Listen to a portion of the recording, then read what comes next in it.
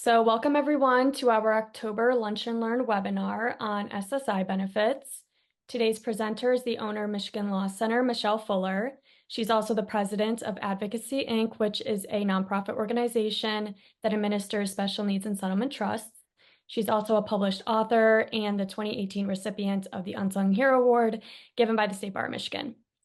And just some notes on the webinar. Michele will be taking questions at the end, but you can drop your questions in the Q&A function throughout the presentation. And this is also being recorded and will be uploaded to YouTube in about a week or so. So with that being said, Michele, you can take it away. Thanks, Maddie. So today, thank you for joining us. And we're going to be talking about preparing for and managing supplemental security benefit. Or I'll be referring to that as SSI throughout the program, but it means Supplemental Security Income. And so there's a lot of confusion around this. And so I think that the reason that we're doing this is basically to allow future clients or just consumers, people who are looking for more information, are able to find it. So this can be a very, very confusing area because the government has called these programs, they're so similar and very easily confused. So the Social Security Administration administers this program, and it is meant to help people with disabilities. And so SSD, or Social Security Disability Insurance, SSDI, is a form of insurance. You are working and you put a portion of your wages into Social Security. And so if you can no longer work, then it allows you to make a claim for those benefits early. And that's your disability insurance. And then if you never hopefully become disabled and you reach retirement age, that's when you also can tap into those insurance benefits that you've paid into. And so SSI, or Supplemental Security Income, is used in two different areas. One is that in order to even make a claim, we'll get into the requirements in a second, but when does SSI kick in? Supplemental Security Income is used as a supplement when your SSD, let's say your wages were low, or you worked part-time and you didn't, the resulting calculation is a pretty low benefit. SSI is a supplement to that. So you can get both SSD and SSI. Or if you haven't worked sufficient quarters or could never work at all because of your mental or physical ailments or condition, that's where SSI pays in full because you haven't paid in, but that is intended for people with disabilities. And so that is what SSI is. And who administers this? CMS, the Center for Medicaid and Medicare Services. That's the federal body of administration. Tips for identifying if you're not quite sure. Quite often people just say, when I ask them what kind of benefits you receive, they'll just say disability. And they're not quite sure how they qualify. Well, how do you know? First is that SSI arrives in your bank account on the first of the month. Sometimes they pay it a little early. If it's a shorter month, that you might see it hit your account on the 30th, but usually it hits someone's account on the first of the month. SSD is paid on the third of the month. And so if you see somebody has a small check on the first and then a bigger check on the, or they get two different deposits, that usually means they're dual eligible, meaning they get both SSD and SSI. And so the other way to tell is how much they receive. And so if they receive more than $943 per month, it's SSD, or some other, they're making a claim on someone else's record if they've never worked. And so there's a little detective work that can help you decipher what kind of benefit you receive. The other way that's really easy, one is you can call Social Security, but be prepared for a long wait. The other way is just if you log into ssa.gov, or if you are already representative payee for someone and managing their Social Security, then you can log into ssa.gov under your own claimant and then add their record to yours. And then it's really easy online to get a current benefit eligibility statement. It's a downloadable PDF, and a lot of government agencies will ask for that letter. whether it's HUD for Section 8, food stamps, any number of government agencies may want to verify your stream of benefits, and that's a really easy way to get that letter. How do you become eligible for SSI? One is that you have to meet the medical test, the medical criteria, which is you must be disabled. And we'll go into the actual definitions in a few minutes. The other is that you have to be poor. So there's a medical eligibility criteria, and there's a financial eligibility criteria. So on the financial side, there's both a resource test, meaning cash, assets, property, anything that you own. And then there's also an income test, no matter where you receive it from. And you have to, there's limits. So in order to qualify, you have to be both poor and disabled. Other eligibility requirements are that you have to be a citizen. So you may have heard in the area, in the news that if you're, all these immigrants or people who are undocumented get access to these benefits, that's just not true. You must be a citizen of the United States or legally here in this country to make a claim for benefits. You cannot be a fugitive or in prison. You cannot be outside of the US for more than 30 days, except for there's a couple of exceptions. You have to apply for all possible benefits. SSI and Medicaid are payers of last resort.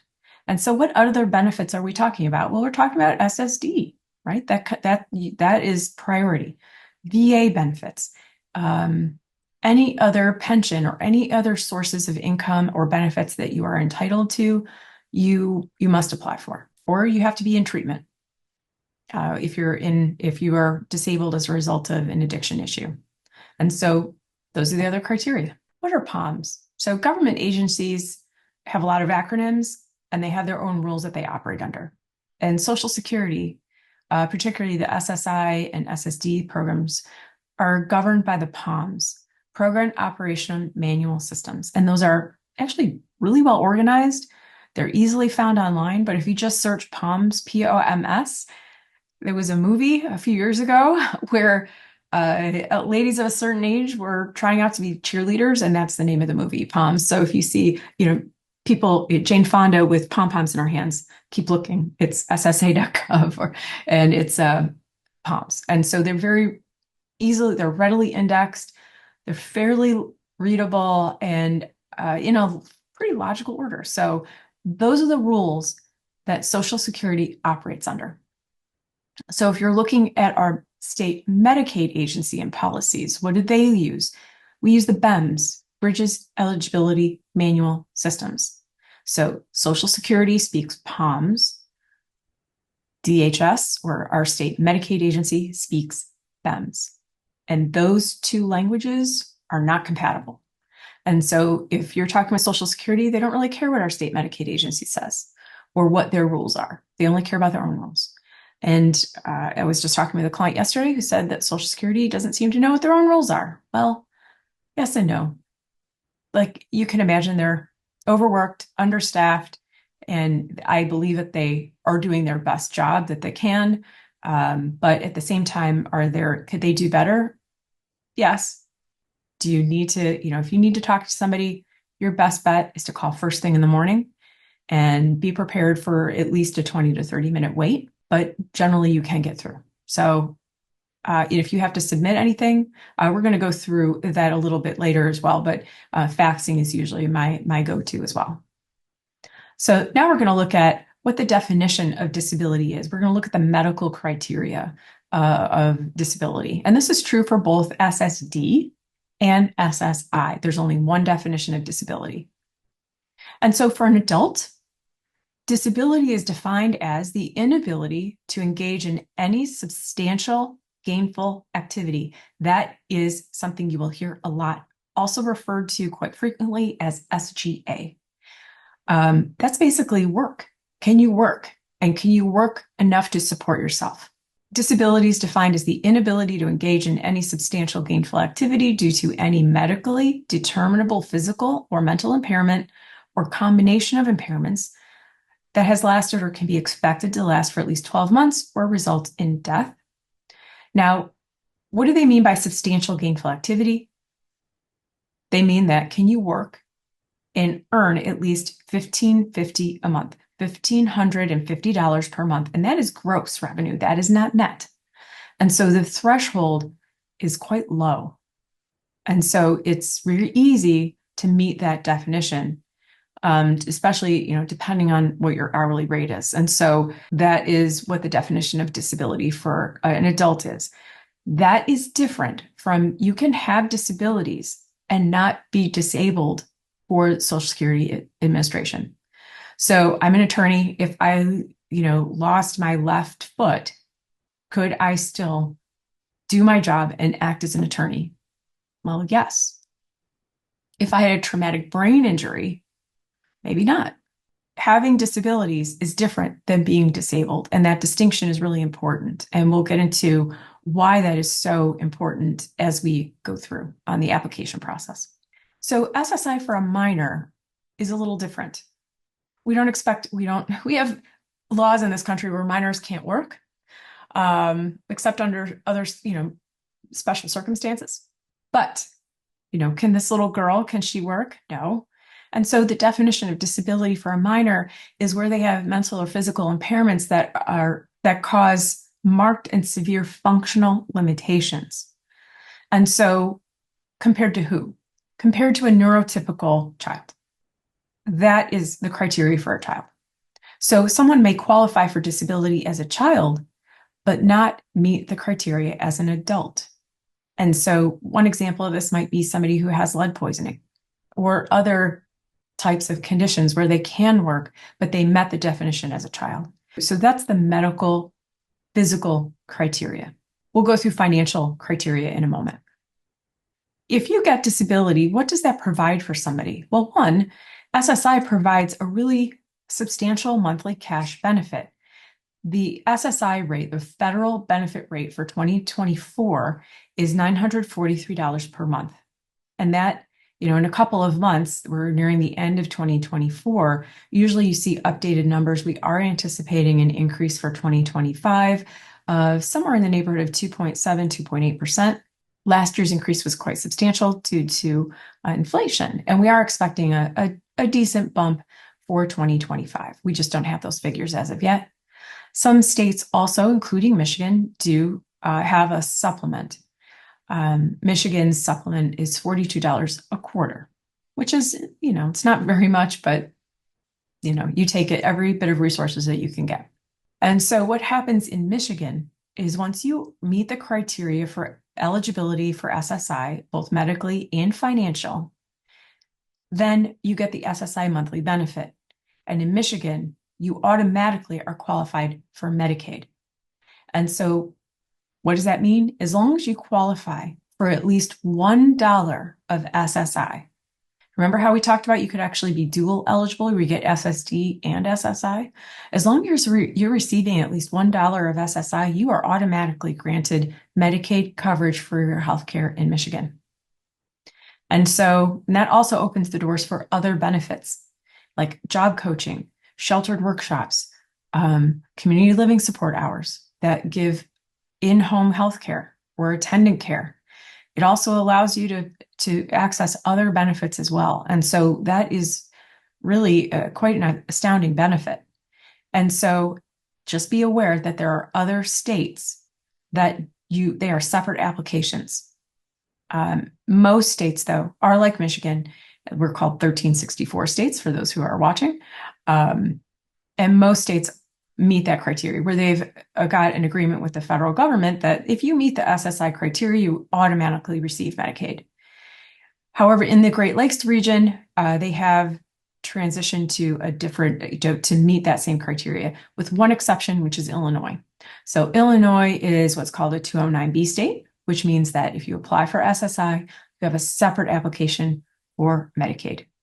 So here's the financial criteria. That's really important. And this is where I do most of my work. So quite often I will work with and refer to Social Security disability attorneys that focus on the medical criteria. And if you are applying for SSI, we're looking at the resource and income test. And if you don't meet those criteria, that's where our law firm can be helpful. And so there's a resource test. That's stuff you own, right? And so what is a countable resource for SSI purposes for an individual? This number may sound very familiar to you. As an individual, you can only have $2,000.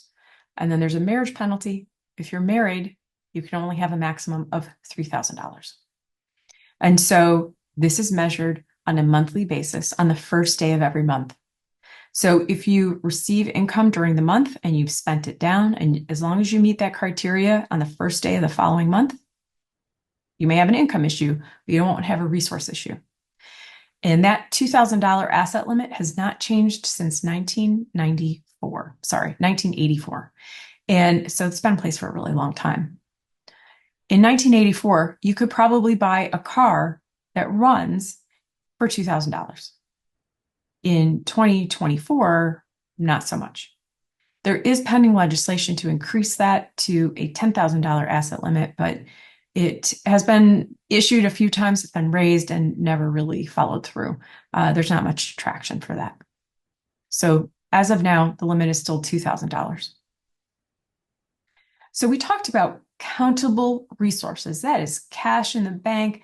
That is, you can only have $2,000 in countable resources. So that means that's countable resources. That's from all sources. If you have more than one bank account, it's a total of $2,000, not $2,000 in each account. But you can also have other resources that are non-countable. What can you own? You can own a home of any value. And so this is really important in certain states like California, New York, or Massachusetts, where the value of a home it can be really, really large compared to, say, what's affordable in Michigan. But either way, you're allowed to own one home in your own name without exceeding the resource test. The other thing is one vehicle. If you're an SSI recipient, you can own a home and a car of any value and not have it be countable toward your asset test or your resource test. If you own a boat, that's your one vehicle. If you own an RV, that's your one vehicle. If it can be driven, I think a four-wheeler still counts. And so you own a horse-drawn buggy or a snowmobile. There's your one asset. Okay, so sometimes people do own more than one, and that means that they are over the resource limit. So you have to be very careful on that. So let's just recap. You can own up to $2,000 in countable resources, and you can also own exempt resources like a home or a car without jeopardizing your limits, your resource limits. Another exempt resource that does not count toward this criteria is an ABLE account. And we are going to have our next webinar digging into more about the ABLE accounts. This is an incredibly huge gift. This is a wonderful tool that special needs planning attorneys like myself use all the time. This is based on legislation called Achieving a Better Life Experience. And we'll go into more of the history and what this does and how to do this in our next webinar. But what you need to know is that an SSI recipient can have up to $100,000 in an ABLE account. And if you are Medicaid only, you can have up to $500,000. Now, how do you get there? It would take a long time because, one, the maximum annual contribution is limited. And in 2024, your maximum contribution in an ABLE account is $18,000. Now, the other criteria is that you must be a person with disabilities. Now, this doesn't mean that you have to receive Social Security. You just have to be a person with disabilities. And so if you meet that criteria and the disability occurred before age 26, you're eligible.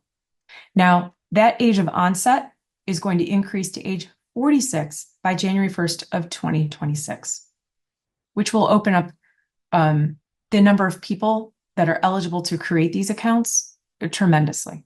In addition, if you are working and you are on SSI or a person with disabilities, that individual can contribute of their own earned income up to $14,580.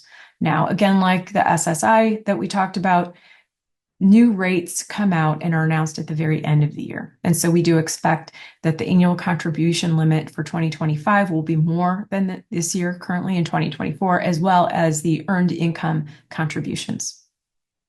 Now, on the books, the state of Michigan, anything that's left in that account when someone passes away is eligible to be reimbursed for whatever Medicaid expenses that they've received on behalf of the state of Michigan. The state of Michigan gets reimbursed. However, currently, the state of Michigan has opted not to enforce that policy, but it's still in the books and they could change that policy at any time. But as of now, they don't seek reimbursement. And there's no rumblings that I know of where they're going to change that policy. What can you use this expense for? What can you use this account for? Any qualified disability expense. And what does that mean? Anything that a person with disability needs to enhance their life. So it's pretty open. They can only have one account. So mom and dad can't open one, put into $18,000, and then the person with disabilities opens another one for another $18,000. You can only have one account. And there's many states, most states have an ABLE account, a state-sponsored program. So Michigan's is available at miable.org. I've used this personally. It's pretty easy to set up and manage. The other advantage to using an ABLE account besides being an exempt resource is it pairs well with other things like a special needs trust. The other example, there's many advantages to using an ABLE account, which we will explore in detail during our next webinar. If you happen to be watching this and you are not in the state of Michigan, where can you find information about other state-sponsored ABLE programs? That is available at ablenrc.org, and you will be able to see a nice contrast between state-sponsored programs. Michigan's program is available to non-residents of the state of Michigan, but others are closed to state residents only, like, for instance, California. The cost is only $5 a month for Michigan's program, and it's great. It's really easy to use, manage, and set up. I use it all the time. SSI also has other exempt assets that you should know about and know where to find. Again, I'm referencing the POMs here, which again, the Program Operation Manual System is the SSI rules. Those are the SSI policy rules. There's many, many other outside resources like musical instruments. One funny thing is ceremonial robes. It's exempt. And all of the exclusions are listed there, and it's worth checking out. One of the main tools besides an ABLE account that we use as special needs planners is, of course, the special needs trust. And so the general rule is that transferring assets, so if you're over the $2,000 in countable resources, what do? Well, if you gift it away, there's a problem. We'll go into more on what happens if you gift money away. But if you fund it into a trust, generally the rule is that it's like you've given it away. But we don't want to do that. There's a better option, which is a special needs trust. It's a safe harbor. It's an exempt resource. It does not count for those eligibility resource tests rules. Special needs trusts are also referred to as sometimes safe harbor trusts or supplemental needs trusts. I've seen amenities trust. I've heard of a bubblegum trust. I don't love that name, but generally the way that I draft is to try and be as clear as possible. Special needs trust, it's to tell the government agencies what type of trust this is and that it is an exempt resource. Special needs trusts kind of fall into two different types. One, there's what's called a third-party special needs trust. And it's based on whose money is it? Whose money are we protecting? A third-party special needs trust means that we're protecting someone else's money that is intended to help a person with disabilities. And so typically we'll be using a third-party special needs trust if a parent wants to plan for a person with disabilities, typically a child or grandparent, sometimes siblings, or other extended family members. This is also the type of trust that we use when we're looking at GoFundMe accounts or fundraised money, because it's coming from someone other than the beneficiary, and it helps that beneficiary maintain their eligibility for SSI and Medicaid and any other means tested type of benefit. Now, when the money belongs to the person with disabilities, sometimes it's we do a lot of settlement planning. So someone is receiving lawsuit recoveries, personal injury settlements, wrongful death settlements. And so that type of trust is called a first party trust, meaning it is money that belongs to the person with disabilities that needs protection in maintaining eligibility for government benefits. The body of law that refers to that creates this exemption for the resources is in the federal code. 42 USC 1396 P D4A, D4B, and D4C. Those are the three statutes that allow for us as planners to create a trust that's an exempt resource. Now, the typical ones that we see in Michigan that we use are D4A, where there's a payback. And that is a custom drafted trust where it's large enough, in my opinion, which is typically about 350,000 or more, where economically it makes sense. Now you have to be under the age of 65 in order to use this trust, which, eliminates some people, right? But we use that as a main tool. If the age is correct, if the amount of assets that we're looking at are correct. So there is a difference among practitioners. Don't, call your attorney and say, hey, I saw this YouTube or saw this webinar and the attorney said it shouldn't be used for anybody under 350,000. There's an art to what we do. There's an art to the practice. And there's no cookie cutter answer here. But in general, I find that for assets where someone meets the age criteria and there's sufficient assets, generally, that is what I recommend, is that custom drafted trust. Now, a D4B trust is not recognized in Michigan. It is recognized in states like Florida, for instance, where there is an income test for accessing or accessible for Medicaid benefits. And we use that a lot, or we see that a lot when we're looking at Medicaid access for nursing home care, things like that. So it's not recognized in Michigan, but other states do recognize it. And that is specifically when you're over income. So a D4C trust is a pooled special needs trust, and that is not a customized trust. That is, in my opinion, meant for people who have less than 350,000 or a smaller amount of income, a smaller amount of assets to protect, and they need professional administration, and you want to hit the easy button. I do have some favorites as far as people in nonprofit organizations that run these. And we'll go into a future webinar that really digs into these criteria and how and when we use different types of trusts. And again, this is my legal opinion, my preferences, which may not be what you've experienced. And, there's no one size fits all. So I just want to give that disclaimer. But that's generally how I approach it, at least at first. Just like there are different types of income under the federal government for like income tax purposes, there's different types of income for SSI purposes. And it really lands into about 4 different categories. One is earned income. So can you meet the criteria for medical and financial criteria and still work? The answer is yes. But remember that SGA limit? So if you work part-time, you want to keep busy, sheltered workshops, all of that, you can do that, but you have to be below SGA or that 1550 criteria per month, which is the 2024 numbers. And earned income will have an impact on the amount of SSI you are eligible to receive, which isn't a bad thing. You just want to know what the impact is. So earned income. The worst impact or the biggest issue is unearned income.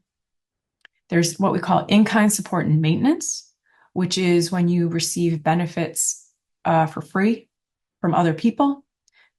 So it's basically gifts of shelter. We'll go into the changes that just were enacted as of October 1st under Social Security. And then there's deemed income, which is, I think, one of the hardest things to conceptually for people. Well, none of these are terribly easy, frankly, but deemed income means when one person has an obligation of support for another. Deemed income exists only in two relationships. One is between spouses. The other is a parent's obligation of support for a minor child, which is why sometimes even the most disabled children don't qualify for SSI because their parents or parent makes too much money. But when they turn 18, now they're a legal adult. The legal obligation of support, financial support, ends from a parent perspective. And that's when your young adult at 18 will now qualify for these benefits. And so we'll talk about that more in a little bit. There are also sources of exempt income for SSI. So you can earn this money and it does not count. One is, it's not a lot, but there are 56 areas of specific income exclusions, and you need to know what those are, especially if somebody is working. And so this is something that you need to look at. The reference is there. You can just Google that, cut and paste it right from this presentation and see what the other income exclusions are. So the general income exclusion for any and all of the sources of income that we've outlined is $20. You might think big whoop, but it's a free 20 bucks. Woohoo, right?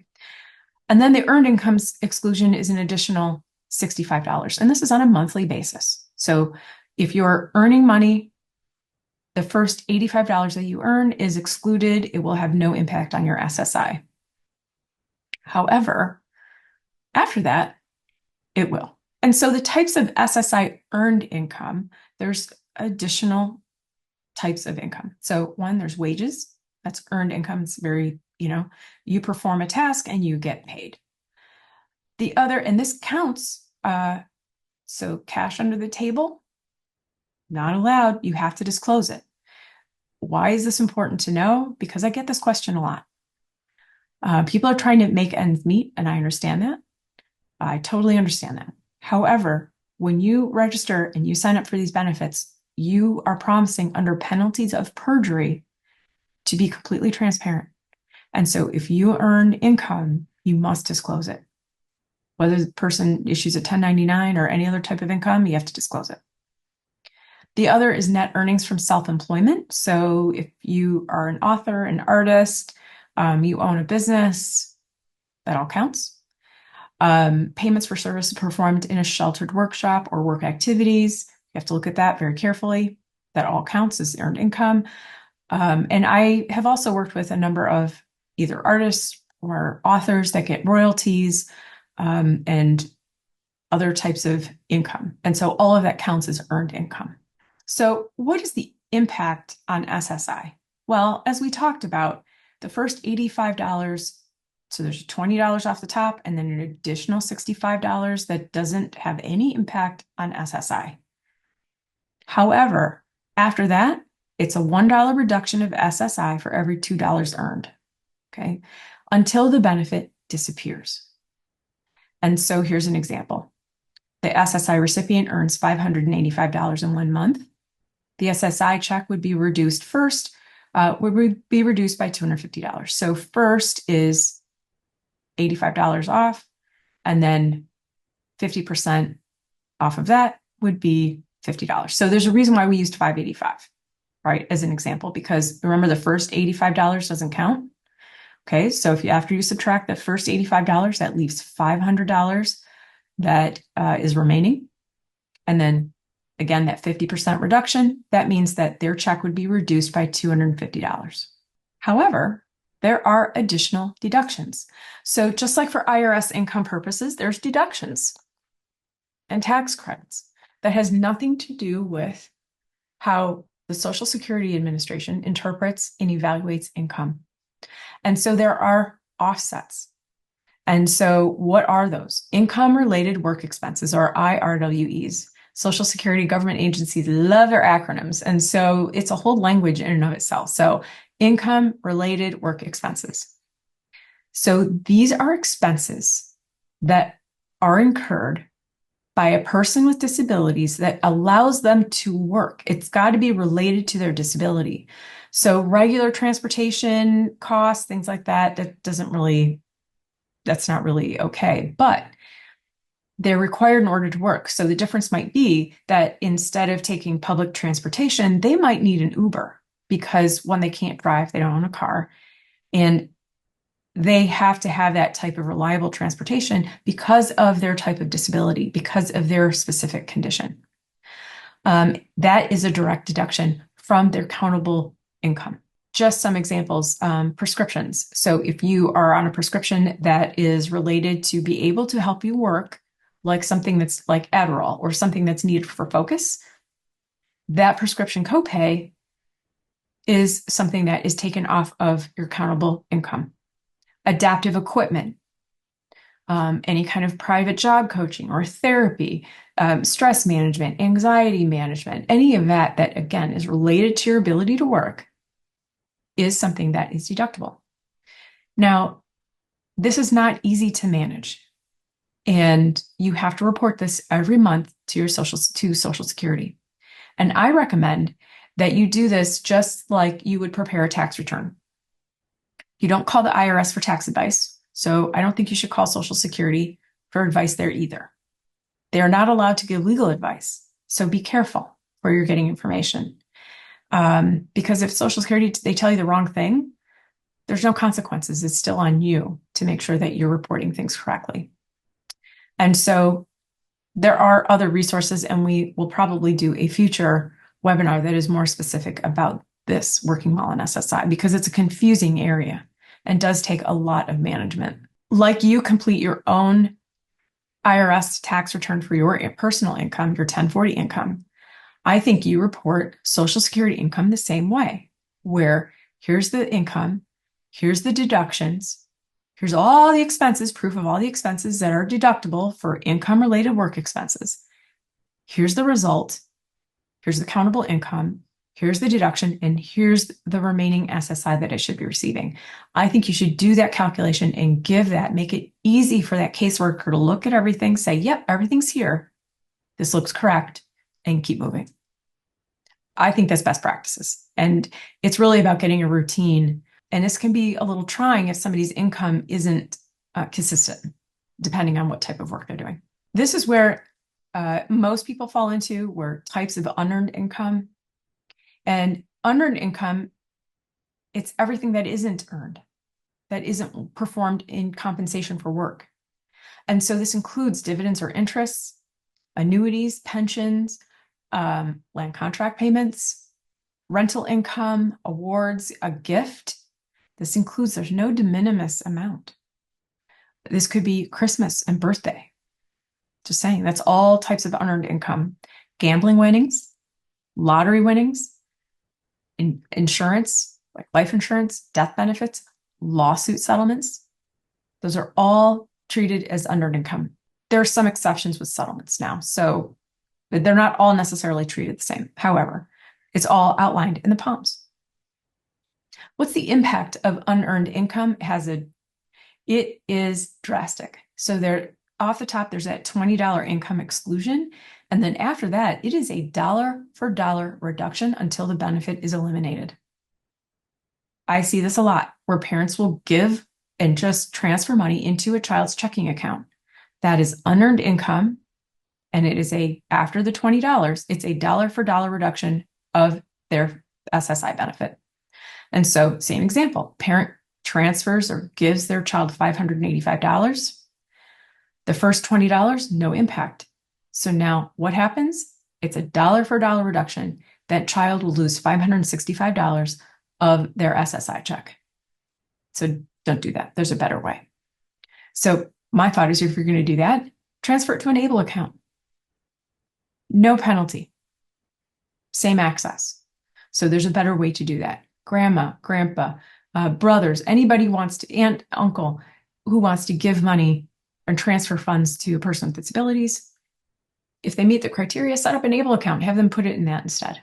So the other type of income, and I see parents, this is a big practice tip, in-kind support and maintenance. This is where you receive a benefit for free, without having to pay it. And the easiest solution to this is pay rent. There's specific rules about this. And so what we're going to look through, so these are all types of shelter expenses. Food, it used to be food and shelter. And as of October 1st, no more food. So you can pay for somebody's food without having a reduction or having a consequence where it's treated as income support and maintenance. We are looking at shelter expenses only. And so what does that mean? In-kind support and maintenance. Social Security, or SSI, is intended to meet someone's very basic need or needs for shelter and income, housing. That's it. And so back in the day, it was food, clothes, and shelter. Now it's just shelter. And I think that's a good thing. And so how do you combat that? As a parent, have a rental agreement in place where your child has to pay at least $320 a month in rent. That will allow them to receive the full benefit rate of $943 per month, or whatever that is in 2025. Deeming of income to a minor or spouse, this is where someone else has an obligation of support. And so they look to that person's income and resources to see if the person with disabilities meets the financial criteria. And this, again, happens between spouses. And so if you are getting divorced and you are a person with disability, you need special planning, because after you're divorced, you're a single person and there's no longer any deeming.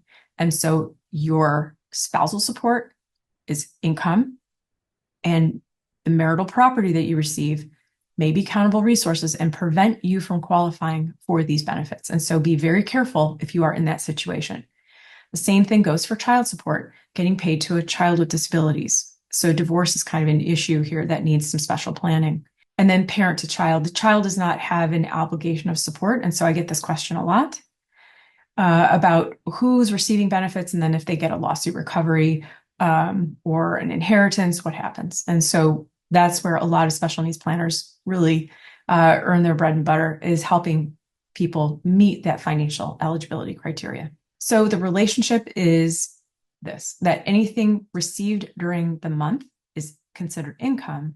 And if it's still in the person's account or they still own it as to the first day of the following month, now it becomes a resource. And so the first month may mean that they lose their income benefits, but the following month means they lose everything. And so this is where planning and timing is really, really key. And this is where a special needs planning attorney is incredibly important. Why do I say special needs planning attorney? Because this is somebody who does this type of planning regularly, hopefully every day, not once in a while. And so there's more information on the Michigan Law Center website about how to evaluate and how to know if you're working with the right special needs planning attorney. Gifting penalty, I get this question a lot, especially from people who are receiving, say, an inheritance that hasn't been planned for, or a settlement of a lawsuit. If you give the money away, the penalty is up to 36 months. And how do they determine what the penalty is? They divide the amount that's given away by the amount of the benefit. So you may not be receiving the full amount of the federal benefit rate. If you're just a quick math, if you give $36,000 away and your monthly SSI check is $600, you would have a 6-month penalty. If you give $200,000 away, your maximum penalty is 36 months. Now, that also means you lose your Medicaid. And so sometimes I get the question, well, if I receive, so much money, when does it make sense to give up those benefits? That's a whole other discussion. And there are some things written about that, but it takes millions of dollars, multiple millions of dollars sometimes, to replace the value of the SSI and the Medicaid benefits that someone receives. This is really important, the reporting requirements. When you sign up for these benefits, you are pledging under penalties of perjury to notify the government agencies of any change of circumstance. So that could be an inheritance, it could be a settlement, it could be any change of circumstances. And so what do you need to do? You need to either fax or mail with certified return receipt to the Social Security Administration. And there's some basic requirements about what to put in there. And so you want to make sure that you let them know when the change occurred, if any planning took place to either spend on exempt resources or otherwise shelter those funds in a safe harbor trust, like a special needs trust, be able to prove that you again meet eligibility requirements, but you have to submit proof, and it should be done by the 10th day of the following month.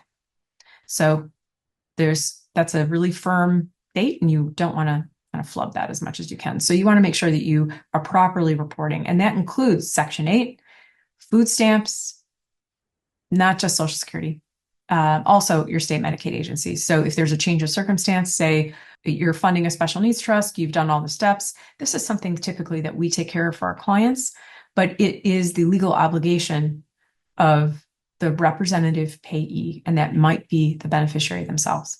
And so not all programs will do that for you. It is the responsibility of the rep payee to do that work. So here's some top tips as we come to a close here. When to apply. For a minor, be aware of those deeming requirements. The child must meet financial eligibility that is determined by the assets and income and resources of their parent or parents. So for divorcing parents, this is often a missed opportunity. And so there are fairly extensive calculations that are not necessarily easy to meet that criteria, but they are available and they are in the palms. For an adult, as soon as your child hits 18, they are no longer looking at as a parent, your financial income and resources. They are only looking at that 18-year-old. But that means that UTMA accounts, 529 plans, any assets that that child has in their name alone, you have to look at what they have in their name. So sometimes people mean well, and they'll set up those types of accounts for a child that is born with disabilities. There are better avenues and better ways to save, because it will impact their eligibility for these benefits once they turn 18. Why should you do that? So I see people not applying when their child turns 18. What happens is that there's other benefits down the line that they may be missing out on, or may be very difficult to access because of timing issues. And so the additional tips are there. I get this question a lot too. Do you have to have an attorney to apply for Social Security? No, you don't. However, it's often quite helpful, where you will get through, instead of having an appeal, the attorney will be skilled in assessing the criteria that's needed, any missing reports. And again, what is the definition of disability? Just having a diagnosis isn't enough. It has to be tied to the ability to work if you're an adult. And often it's not intuitive. You have to have something that medically, like a report or an evaluation, that substantiates that the condition, the medical condition, impairs or it makes it so that this individual cannot perform substantial gainful activity. And often that is when people do the self-help, they're missing that piece and they end up in an appeal. And so, of course, I'm a proponent of using an attorney. There's no out-of-pocket costs for you to have the assistance of Social Security Disability Counsel. And I do recommend it, especially if someone is high functioning, like autism or lead poisoning, or where there's or mental health disorder, where those are kind of invisible disabilities that can impair someone's functioning. So those are difficult, and that's where having an attorney really makes a huge difference. Now, managing SSI benefits, again, it can be the beneficiary, the claimant for Social Security is managing their own assets. They're their own rep payee. That's fine. But that isn't always the case. So Social Security is a government agency, a federal agency that has its own criteria and method for appointing someone to act on behalf of another, and that is the representative payee. So if you are the court-appointed guardian, is that enough where you can just be that person? No, you have to go through their process. It's not very rigorous, but it's still a process to go through, so that someone who is acting, or if you want someone to act on your behalf to be able to manage these benefits for you, there's a way to do that. And it's becoming the representative payee for another individual. What I see chronically happening too is that someone will notice that, oh, you're underspending somehow and you're accumulating money, and now you're exceeding the $2,000 asset limit. Well, there's different methodologies. That representative payee is responsible for making sure that that claimant, that beneficiary of these benefits, remains eligible. It's a really important function of that rep payee. So it could be instituting rent or increasing their rent if they're otherwise underspending, putting the overage in an ABLE account or a pooled trust, prepaying other bills. There's different ways to manage that. So another top tip is really don't ignore letters that you get from Social Security. They're super important. They're not always easy to interpret, so you have to be very careful and read them thoroughly. There might be a hidden deadline, or they'll just tell you, we've set an appointment for this day and time where we're going to call you at this number. And if you can't make it, you have to call us and let us know right away. If you miss that, you could blow the eligibility entirely. So that representative payee or that claimant who's managing their own affairs, they have to be able to respond to those things. And that is critical. Make sure that you keep a copy of everything. Do not throw those documents away. And anything that you do submit to Social Security, make sure you keep a copy. That is essential so that you can prove that you submitted it on time.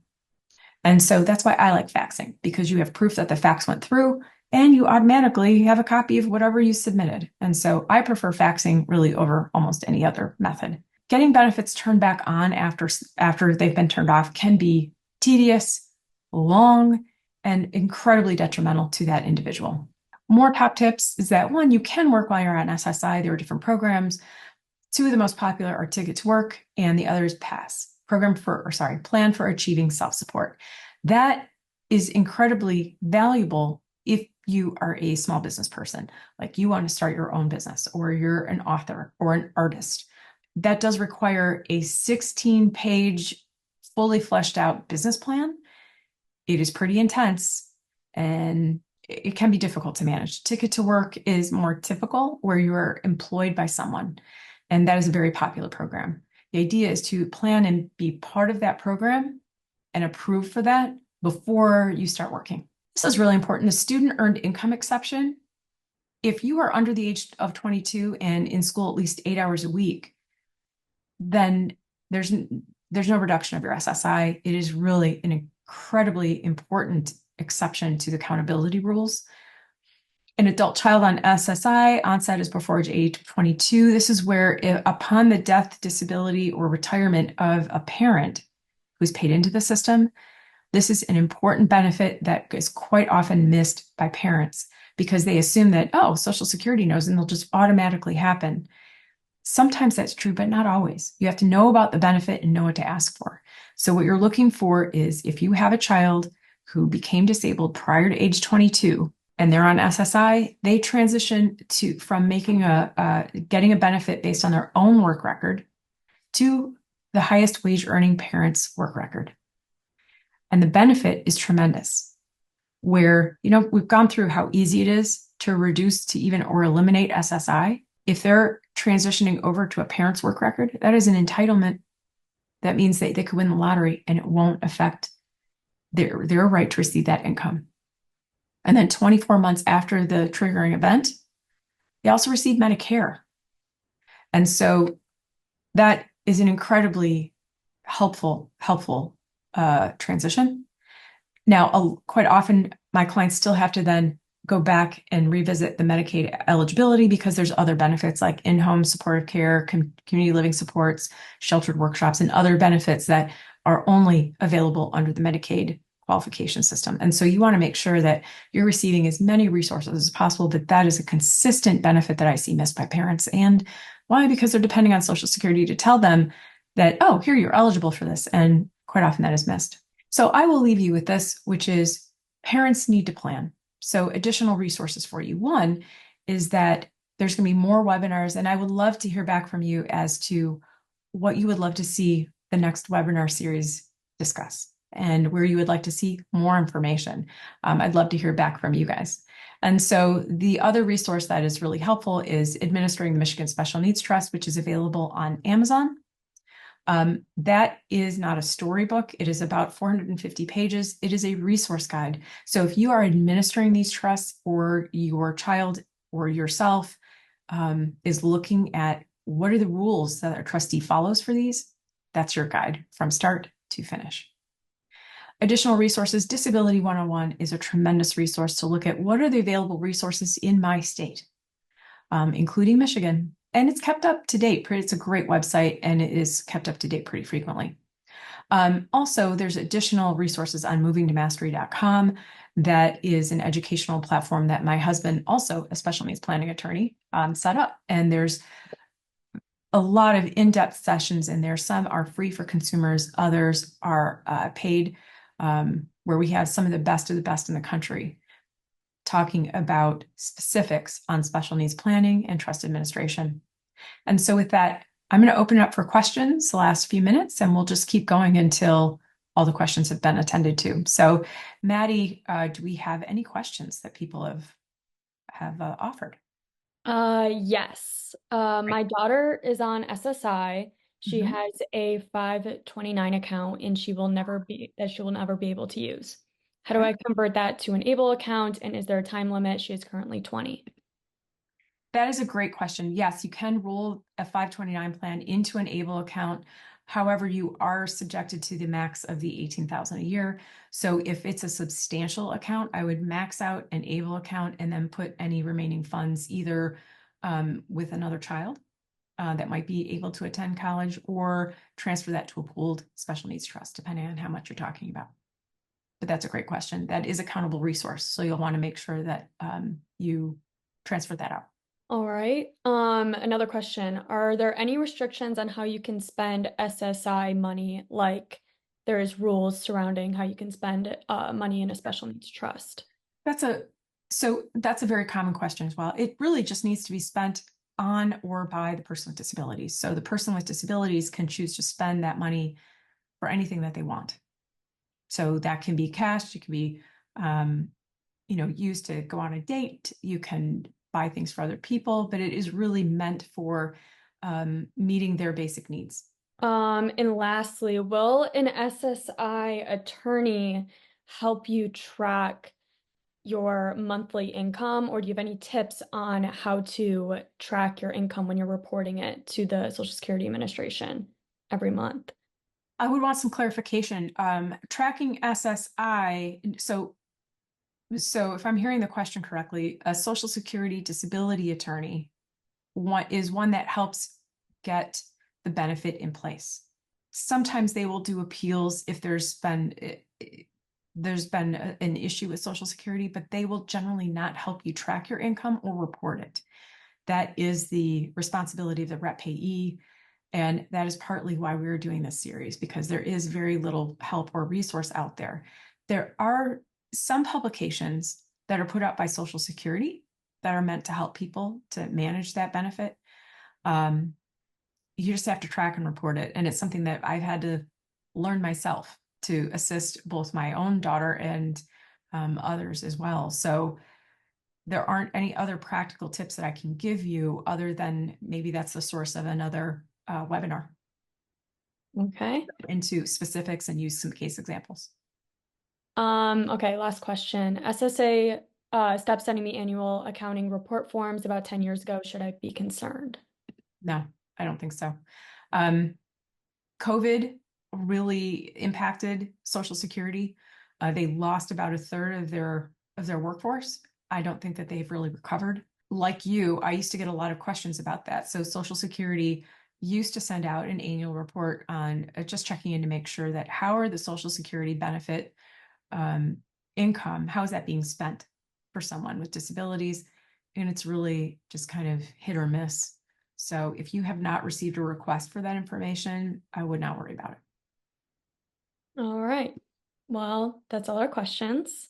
For So now. thank you everyone for attending. Thank you, Michelle, for presenting. Our next webinar will be on Probate 101, and you should be able to register starting tomorrow. And again, I'll send everyone a notification when this video is live on YouTube, so you can reference any of this information later. And our December, just in Mhm. time for Christmas, we'll be going into detail about using ABLE accounts. Right. And you can email either of us if you have any webinar topic suggestions or requests. We'd love to hear that. Where's that information, Maddie? Where should they send that information? What emails specifically? Maddie, Maddie at movingtomastery.com or reception at Michigan Law Center, which is the email on our website. Either or will get to the right people. Okay. Thank you so much for spending your time with us. Please follow up if you have any additional questions, or we'd love to hear suggestions on any future webinar topics that you'd like to see. Thank you.